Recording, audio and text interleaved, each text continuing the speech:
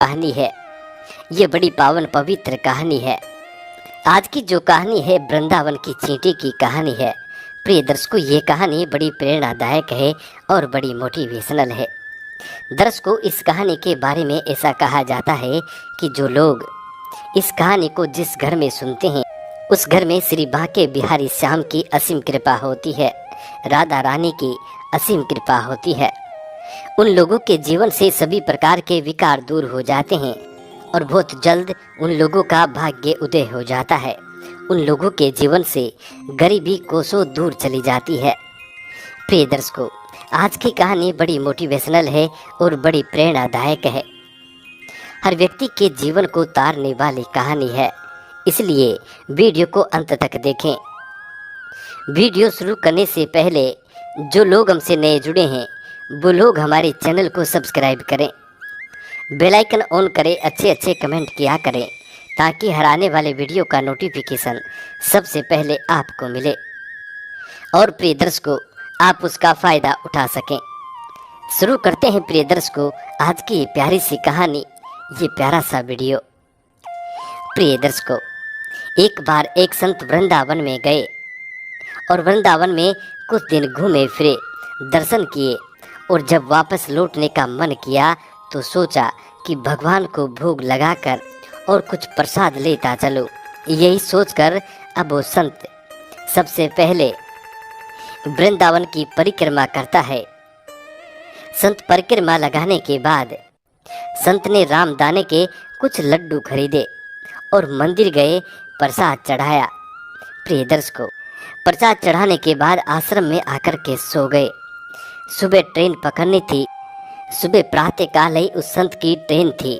सुबह उस संत को ट्रेन पकड़नी थी। प्रिय दर्शकों, अब वो संत अगले दिन ट्रेन पकड़ लेते हैं और सुबह वृंदावन से ट्रेन से रवाना हो जाते हैं। प्रिय दर्शकों, अब ट्रेन को मुगलसराय स्टेशन तक आने में शाम हो गई। शाम का वक्त हो गया। अब संत ने सोचा कि अभी पटना तक जाने में 3-4 घंटे और लगेंगे। तो संत को भूख लगने लगती है। तो संत सोचने लगता है कि स्टेशन पर बैठकर यदि कुछ खा लिया जाए तो भूख शांत हो सकती है। मुगलसराय स्टेशन आधे घंटे ट्रेन रुकती है। प्रिय दर्शकों, उसी आधे घंटे के समय में संत ने सोचा कि चलो हाथ पैर धोकर संध्या वंदना करके और कुछ खा पी लिया जाए। यही सोचकर संत ने सबसे पहले हाथ पैर धोए और संध्या वंदना की। उसके बाद लड्डू खाने के लिए डिब्बा खोला। जब संत ने लड्डुओं का डिब्बा खोला तो उन्होंने देखा कि लड्डू में चींटे लगे हुए थे। प्रिय दर्शकों, अब उस संत ने चींटियों को हटाकर 2 लड्डू खा लिए। प्रिय दर्शकों, 2 लड्डू खाने के बाद अब संत सोचने लगता है कि बाकी बचे लड्डुओं को प्रसाद में बांट दूंगा। यही सोचकर संत बाकी लड्डुओं को छोड़ देता है। प्रिय दर्शकों, फिर संत हाथ मुंह धोकर के और बैठ जाता है। संत के बैठे बैठे दिमाग में एक ख्याल उत्पन्न होता है और वो बड़ा दुखी हो जाता है। प्रिय दर्शकों, कहते हैं कि संत का हृदय नवीनतम समान होता है, यानी कि बच्चों के समान होता है। अब उस संत को बेचारे लड्डुओं से अधिक उन चींटों की चिंता सताने लगी। संत सोचने लगे कि चींटे वृंदावन से इस मिठाई के डिब्बे में आ गए हैं। बेचारे चींटे इतनी दूर तक ट्रेन में मुगलसराय तक आ गए हैं। संत और भी अपने मन में ख्याल सोचता है, सोचने लगता है कि ये चींटे कितने भाग्यशाली थे, इनका जन्म जो वृंदावन में हुआ है। अब इतनी दूर से पता नहीं कितने दिन या कितने जन्म लगेंगे इनको वापस वृंदावन पहुंचने में। पता नहीं ब्रज की धूल इनको फिर कभी मिल पाएगी या नहीं। संत और सोचने लगता है कि मैंने कितना बड़ा पाप कर दिया, इनका वृंदावन छुड़ा दिया। प्रिय दर्शकों, अब संत सोचने लगता है कि नहीं, अब मुझे वापस वृंदावन जाना होगा और इन चींटों को वापस वृंदावन में ही छोड़ना होगा। प्रिय दर्शकों, संतों का दिल बड़ा दयालु होता है। इसी बात को सोचकर संत ने उन चींटों को वापस उसी मिठाई के डिब्बे में सावधानी से बंद कर दिया, सावधानी से रख दिया और वृंदावन की फिर से ट्रेन पकड़ ली।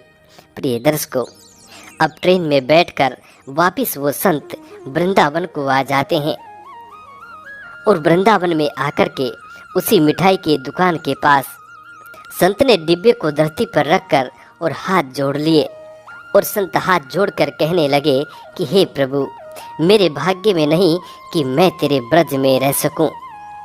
मुझे कोई अधिकार भी नहीं है कि जिसके भाग्य में ब्रज की धूल लिखी है उसको दूर कर सकूं। प्रिय दर्शकों, जब उस दुकानदार की नज़र उस संत पे पड़ती है तो दुकानदार ने देखा और संत के पास आ गया।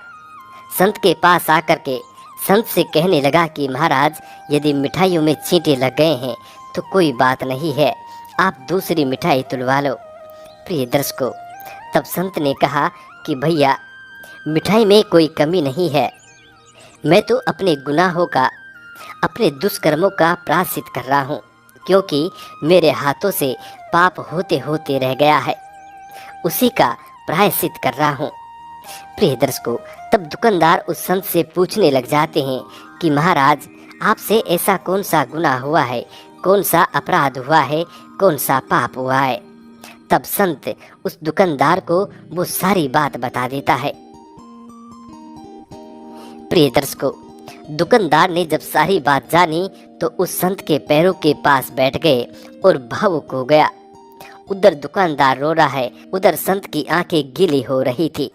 प्रिय दर्शकों, बात भाव की होती है, बात उस निर्मल मन की होती है, बात उस ब्रज की होती है, बात मेरे वृंदावन की होती है, बात मेरे नटवर नागर की होती है और उनकी राधा रानी की होती है, बात मेरे श्री कृष्ण की राजधानी की होती है।